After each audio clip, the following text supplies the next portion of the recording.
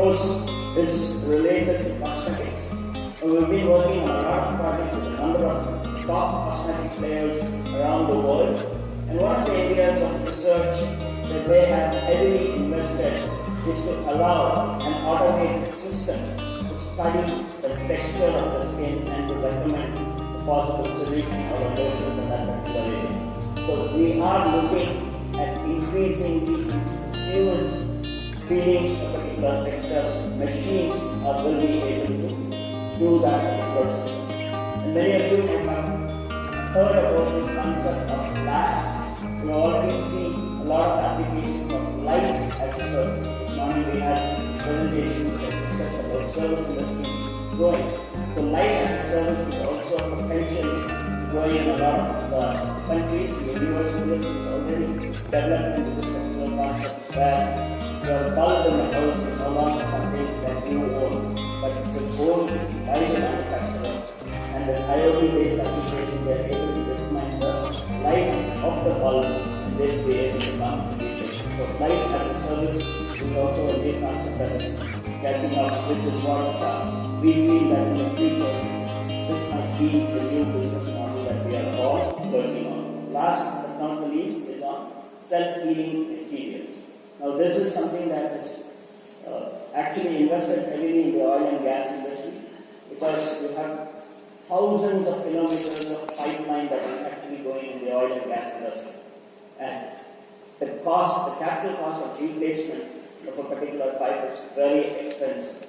So if you are able to have a self-healing material coating within the piping infrastructure, it has the innate ability to prolong the life of the capital asset. So we are living in a disruptive world where these innovations, in addition to what we heard this morning on the digital side, but also on the healthcare, on the chemicals, on the sensors, on the electronic side, that are all propelling a lot of changes that are happening around the world.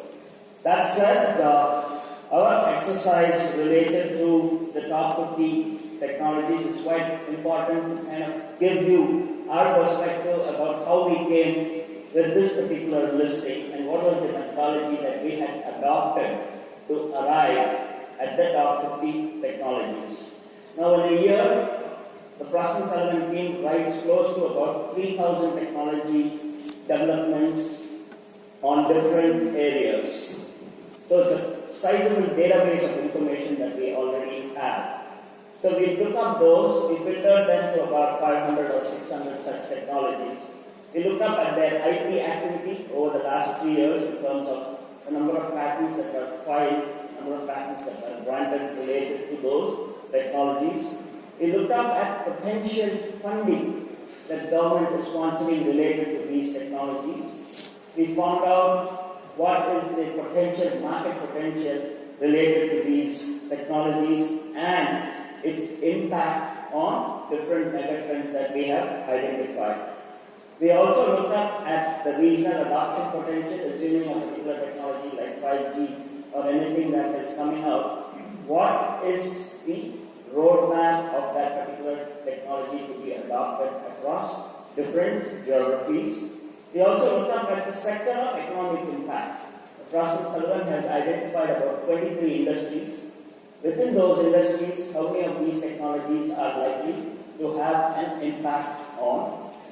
And then, of course, we looked up at the disruptiveness of a particular technology.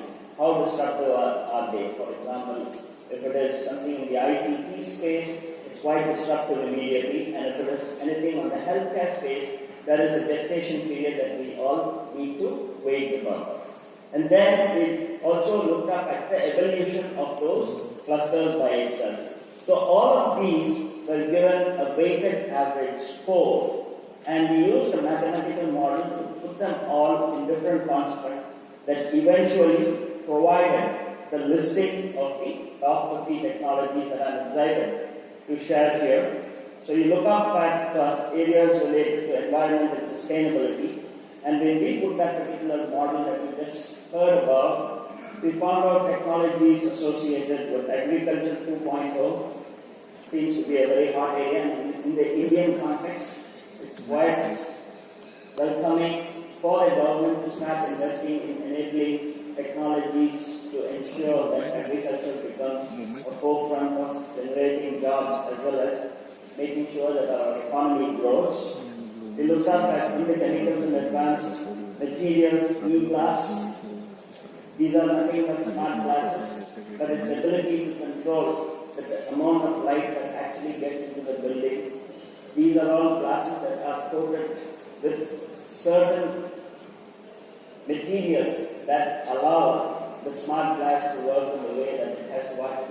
At the end of the day, it's a very smart material that allows you to determine what is the context in which you have to use and how you have to use.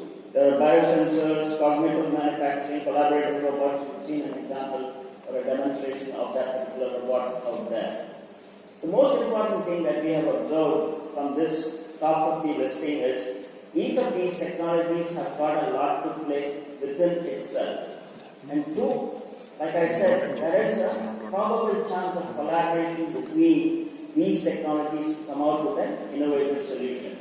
We are living in a world where ICT, automation, energy companies are all working together to come out with a solution. And towards this, we have seen a lot of companies trying to look up at this particular model to facilitate bringing out new ideas that they could look up at long-term plan for implementation purposes. That said, we've also come out with a list of the future 18 technologies, which is basically technologies that are to have an impact 10 years down the line. So we picked up 2 per technology cluster and figured out that these are potential technologies that are good areas of interest if somebody has a long-term horizon. So a long-term technology view exercises is where we could look up at the potential of how these technologies are likely to impact in different areas. That said, I'm almost coming close to the time that I have to set the context of this. Of course, I picked up what Mark Twain had famously wrote, the secret to getting ahead is getting started. So what we are now going to do is to get started to arrive at convergence